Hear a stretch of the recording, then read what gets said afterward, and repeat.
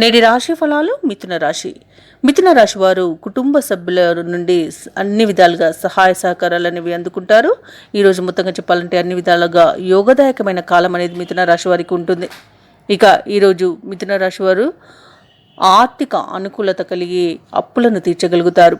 ఇక ఈరోజు వ్యాపారస్తులు ఎవరైతే ఉన్నారో నూతన వ్యాపారాలు ప్రారంభించడానికి పెట్టుబడులను అందుకుంటారు. ఇక నిరుద్యోగులు ఎవరైతే ఉద్యోగ యత్నాలు చేస్తున్నారో వారికి ఉద్యోగ ప్రాప్తి అనేది కనిపిస్తుంది.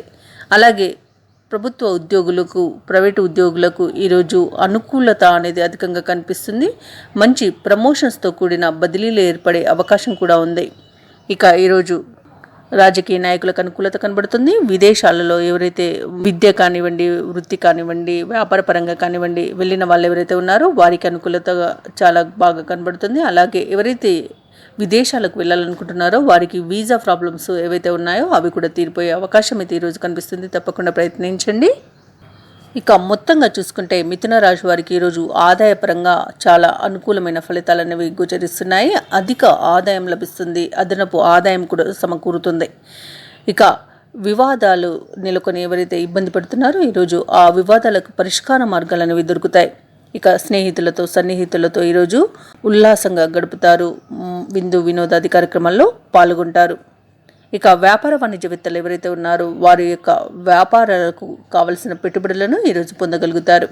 ప్రభుత్వ ఉద్యోగస్తులు ఎవరైతే ఉన్నారో వారు విధుల్లో ఉన్న ఆటంకాలను తొలగించుకోగలుగుతారు. చిత్ర పరిశ్రమ వారు, క్రీడాకారులు ఎవరైతే ఉన్నారో వారు మంచి ప్రశంసలను పొందగలుగుతారు. ఇక ఈరోజు మిథున రాశిలోని విద్యార్థులకు మంచి గౌరవం అనేది లభిస్తుంది. విద్యలో రివార్డులను పొందుతారు. స్వదేశంలోనూ విదేశంలోనూ ఉన్న విద్యార్థులు ఎవరైతే ఉన్నారో వారు అవార్డులను పొందగలుగుతారు. ఇక ముఖ్యంగా మిథున రాశిలోని మహిళలకి ఆస్తి లాభ సూచనలు కనిపిస్తున్నవి. ఇక ఈరోజు మిథున రాశి వారికి అదృష్ట రంగులు గులాబీ మరియు పసుపు, ప్రతికూలమైన రంగు నేరేడు. ఈరోజు మిథున రాశి వారికి అదృష్ట సంఖ్య 3. ఈరోజు మిథున రాశి వారు శ్రీ వెంకటేశ్వర శతనామావళి పఠనం చేయడం వలన మంచి శుభ ఫలితాలను పొందుతారు. అలాగే పనులలో వచ్చే ఆటంకాలని తొలగించుకోగలుగుతారు. ఈ వీడియో నచ్చినట్లయితే లైక్ చేయండి, షేర్ చేయండి, అలాగే సబ్స్క్రైబ్ చేయడం అస్సలు మర్చిపోవద్దు. అంతా శుభమే జరుగుతుంది.